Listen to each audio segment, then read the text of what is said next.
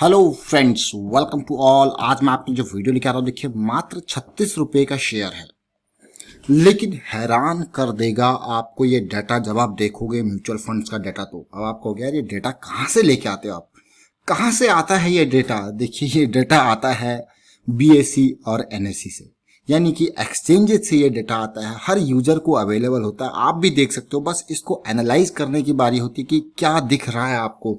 लेकिन जो डाटा दिख रहा है वो हैरान कर देने वाला है।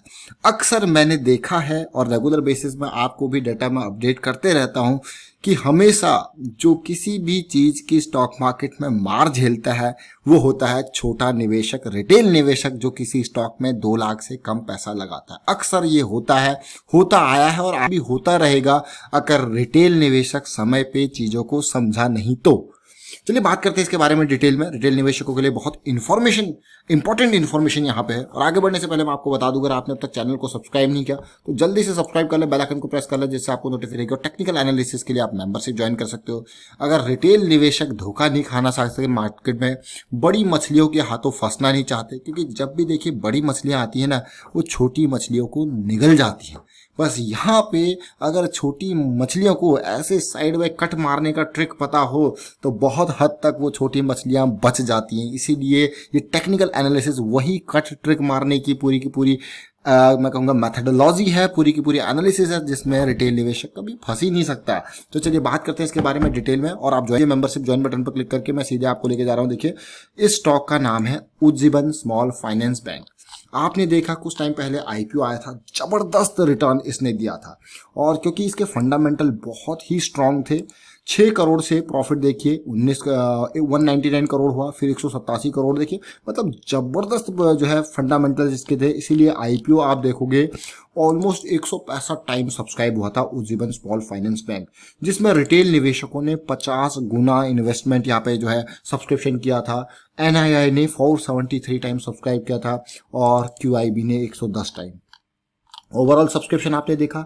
इसका मैं आईपीओ की डिटेल आपको इसीलिए दिखा रहा हूं ताकि आपको स्टॉक के बारे में शुरुआत से पता लगे कि ज़्यादा पुरानी बात नहीं है, अभी 6 महीने पहली बात है, पुरानी बात है। दिसंबर में ही इसका आईपीओ आया था और 37 रुपये का शेयर का प्राइस रखा गया। अभी का करंट प्राइस 36 रुपये है और आईपीओ में 37 रुपये का आया था। जब मार्केट में खुला था तो उछलते उछलते 62 का हाई इसने बनाया था, 36 से 62। देखिए कितना रिटर्न उस टाइम पे लोगों को मिला था। जिसने प्रॉफिट बुक कर लिया टाइम पर, अच्छी बात है, फिर तो गिरावट आ गई, बट ये शेयर बहुत तेजी से भागने वाला शेयर था। पूरी मार्केट की कंडीशन ही ऐसी हुई, तो इसकी भी कंडीशन भी ऐसी हुई है। लेकिन अभी के टाइम फ्रेम पर अगर मैं देखूं, शेयर को मार्केट कैपिटलाइजेशन छोटा है, कोई वाली बात नहीं। बैंक का शेयर है उज्जीवन स्मॉल फाइनेंस बैंक को छोटा बैंक कहते हैं। स्मॉल फाइनेंस बैंक आपने देखा होगा बढ़िया जो है प्रॉफिट कमा के दिखाए हैं स्मॉल फाइनेंस बैंक ने, तो इसने भी दिखाया। अब मैं जिस डेटा की बात कर रहा हूं उसको देखिए। आज जो है 16 जुलाई, आज इसका लेटेस्ट शेयर होल्डिंग पैटर्न आया है, तो हमने कहा भाई क्यों ना आपको भी लेटेस्ट शेयर होल्डिंग पैटर्न दिखाया जाए। तो देखिए इन नंबर्स को आप देखोगे, आपको सामने हैरान कर देने वाले आंकड़े आपको देखने को मिलेंगे। अब आपको यार ऐसे कैसे आंकड़े हैरान कर देने वाले हैं? देखिए ये जो डाटा है म्यूचुअल फंड्स का, ये मार्च का डाटा है और ये वाला डाटा आपका जून का डाटा है। राइट में, लेफ्ट में मार्च, राइट में जून। जरा देखिए यहाँ पे म्यूचुअल फंड का डाटा देखिए क्या है यहाँ पे। ऑलमोस्ट मैं कहूँगा इससे पहले शेयर्स म्यूचुअल फंड के कितने थे, देखिए जरा ध्यान दीजिए। पहले 4 म्यूचुअल फंड्स के पास total share 1 crore 36 lakh share थे, और टोटल होल्डिंग इनके पास थी 80-90 0.80% की होल्डिंग थी। अब के टाइम पे म्यूचुअल फंड के पास अगर आप शेयर्स देखोगे तो कितनी शेयर्स हैं, देखिए जरा। आपके पास म्यूचुअल फंड के पास शेयर हैं तो कितने शेयर हैं, ये जरा हिसाब लगा लीजिए। ये मात्र मैं कहूँगा कितने 4 करोड़ टोटल शेयर्स, 4 करोड़ नहीं, ये है आपका अगर मैं कहूँ 40 लाख शेयर्स हैं। तो म्यूचुअल फंड्स ने मार्च क्वार्टर के एंड में इतने शेयर्स में देखिए आप कितने शेयर, ऑलमोस्ट 1 करोड़ शेयर्स बेच दिए जून क्वार्टर तक। समझ रहे हो आप, जून क्वार्टर तक 1 करोड़ शेयर्स बेच दिए। और फॉरेन पोर्टफोलियो इन्वेस्टर्स की बात करूं मैं तो इन्होंने भी यहाँ पे सेलिंग करी है। 9 करोड़ 23 लाख शेयर से इन्होंने बेचे और इनके शेयर्स यहाँ पे आए फॉरेन पोर्टफोलियो इन्वेस्टर्स के पास। अब बचे 8 करोड़ 87 लाख शेयर से। तो मार्च से जून तक इन्होंने माल बेचा खूब, यानी कि प्रॉफिट अपने टाइमली प्रॉफिट बुक करते रहे। उस टाइम पे जब ये पीक पे था, जब सिचुएशन देखने को मिली थी उसके बाद गवर्नमेंट ऑफ सिंगापुर की अगर मैं बात करूं तो इन्होंने भी यहाँ पे शेयर बेचे हैं। तो यानी कि सब ने धीरे धीरे करके अपने शेयर होल्डिंग में कटौती करी है। अब देखिए क्वालिफाइड इंस्टीट्यूशनल बायर की अगर बात की जाए तो इनके पास भी खूब सारे शेयर्स थे।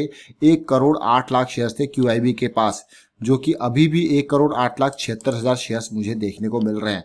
अगर मैं बात करता हूं रिटेल निवेशकों के पास, जरा ध्यान दें, अक्सर ये होता है और आगे भी होता रहेगा और हमने भी ये देखा और आपको भी बताते रहते हैं। अक्सर जहां पे बड़े बड़े निवेशक माल निकालते हैं, अब देखिए अब जब इम्प्रूवमेंट आई है, अब खरीदेगा कौन? अब खरीदेगा फिर से म्यूचुअल फंड। और ये जब सिचुएशन थोड़ा पॉजिटिव होती है तो ये खरीदते हैं, जरा नेगेटिव दिखते हैं तो पहले ये लोग बेच देते हैं, जिसकी वजह से और मार्केट में गिरावट आती है और रिटेल निवेशक वहां पे अट्रैक्ट होता है गिरावट को देख के। इस चीज को ध्यान दे कितना भी, अब देखिए ये बहुत ही जबरदस्त शेयर था, बढ़िया, इसने सारी चीजें आपको दिखाई थी IPO में। लेकिन यहाँ पे अगर आप देखोगे तो सिचुएशन क्या बनी, यहाँ पे जो मुझे दिख रहा है, देखिए रिटेल निवेशक पहले 1,36,000 रिटेल निवेशक मार्च क्वार्टर में थे, जो कि अब हो गए 1,57,000। यानी कि कितने रिटेल निवेशक जुड़े हैं? 20,000 रिटेल निवेशक जुड़े हैं। पहले रिटेल निवेशकों के पास कितने शेयर थे? मात्र 6 करोड़ शेयर्स। अब रिटेल निवेशकों के पास 7,11,00,000 शेयर्स, यानी कि more than 1 crore share retail निवेशकों ने जून क्वार्टर में इसमें पूरा का पूरा अपना ऐड किया। जहां पे किसने बेचा इनको माल? इनको माल बेचा म्यूचुअल फंड वालों ने, FPI वालों ने। अक्सर ये आप देखोगे ये होता है, जब शेयर गिर रहा होता है तो माल निकाल रहे होते हैं बड़े लोग, खरीद रहे होते हैं छोटे लोग। जब शेयर चढ़ रहा होता है तो माल जो है बेचता कौन है? छोटे लोग डर के मारे, और खरीद कौन रहे होते हैं? बड़े लोग। इस चीज को ध्यान दें। तो फिलहाल ये अभी आज की डेट यानी कि 16 जुलाई को ये रिपोर्ट आई थी, इसीलिए मैं आपके साथ शेयर कर रहा था। इवन अगर मैं देखूं, यहाँ पे देखिए, जरा देखिए, इवन अगर आप देखो जो 2 लाख से ज्यादा वाले हैं उन्होंने भी यहाँ पे कुछ शेयर्स खरीद रखे हैं। ये देखिए जिन्होंने 2 लाख से ज्यादा पैसे यहाँ पे लगाए हैं, तो आप देख सकते हो कि 2.15% इनकी भी होल्डिंग होगी, बट इन्होंने ज्यादा नहीं, एक मामूली थोड़ा बहुत शेयर्स खरीद रखे। पहले इनके पास 3,57,00,000 थे, अब 3,72,00,000 हो गए। लेकिन रिटेल निवेशकों ने 1 करोड़ शेयर्स खरीद डाले इस छोटे से स्टॉक में। अच्छी बात है। अक्सर होता है क्या कि रिटेल निवेशक जब शेयर सस्ता होता है, शेयर कम प्राइस का होता है, उन चीजों पर ज्यादा अट्रैक्ट होता है। ये बहुत ही, मैं कहूंगा, कितने भी अच्छा शेयर क्यों ना हो, रिटेल निवेशकों को इस मेथडोलॉजी को, इस सोच को थोड़ा सा दूर रखना पड़ेगा कि शेयर सस्ता है, शेयर 52 वीक लो पे है, और हमेशा शेयर की पॉजिटिविटी पे ध्यान देना होता है। पॉजिटिविटी यानी कि ट्रेंड को पकड़ो, ट्रेंड को समझो कि किस तरीके से ट्रेंड चल रहा है। अब स्टॉक को देखिए मंथली चार्ट पे, जब ये आया था तो 60 के आसपास था, तो ये मार्च क्वार्टर तक का डेटा था। देखिए इससे पहले, और मार्च क्वार्टर में मैं आपको दिखा रहा हूं, देखिए वो जो पुराना डेटा था वो 31 मार्च तक का डेटा था।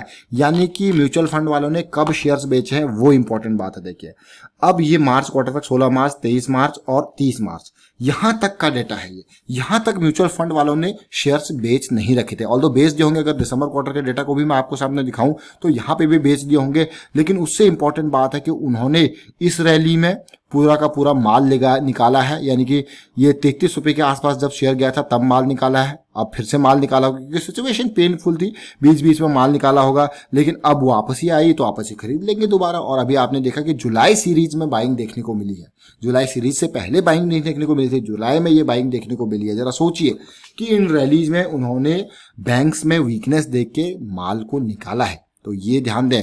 अब मैं आपको लेके चल रहा हूं इसके डेली टाइम फ्रेम पे। अब स्टॉक को एनालाइज करते हैं, समझने की कोशिश करते हैं। आप ये देखोगे कि यहाँ पे जिस तरीके से ये करेक्शन धीरे धीरे रेंज कंट्रैक्शन करके रिजॉल्व हुई थी, बहुत ही इंपॉर्टेंट ये एरिया था 30 रुपए के आसपास, बढ़िया रैली देखने को मिली। और उसके बाद आप देख सकते हो ये चीजें, जो छोटी छोटी चीजें ना, जो मैं आपको कहता हूँ कि छोटी छोटी चीजें, अगर आप इनको छोटे टाइम फ्रेम पे देखोगे ना, आप इसको समझ सकते हो कि कब जो है करेक्शन रिजॉल्व हो रहा है, कब चीजें आपको देखने को मिल रही है। अब अभी देखिए, अभी शेयर की अगर मैं बात करूँ तो टेक्निकल एनालिसिस में जो मुझे देखने को मिल रहा है, इतनी बड़ी कैंडल के बाद यहाँ पे डेफिनेटली एक करेक्शन की उम्मीद थी और ये करेक्शन आया भी। आप देखिए कहां से 30 रुपए से 40, 45, 42 रुपए के आसपास तक चले जाता है। अब आप देखिए कितना परसेंटेज है, अपने आप में बड़ी तेजी है। और ऊपर से फिर ये लंबी अपर शेडो बना के देता है, तो फिर एक करेक्शन की रिक्वायरमेंट थी, वो आई है। और इसमें ही नहीं, पूरे के पूरे बैंकिंग इंडेक्स में ये पिछले 3-4 दिनों से करेक्शन आई है। लेकिन ये करेक्शन का रिजॉल्व होना जरूरी है। और तो मुझे लगता है अभी के टाइम पर अगर रेजोल्यूशन की बात करूं तो ये 38 का लेवल काफी इंपॉर्टेंट हो जाता है पार करना रेजोल्यूशन के लिए। और अगर उज्जीवन स्मॉल फाइनेंस बैंक की अगर मैं मैं बात करूं पिछले कुछ टाइम से पहले जब हम इस पर बात कर रहे थे कि जब ये करेक्शन आई थी, तो यहाँ पे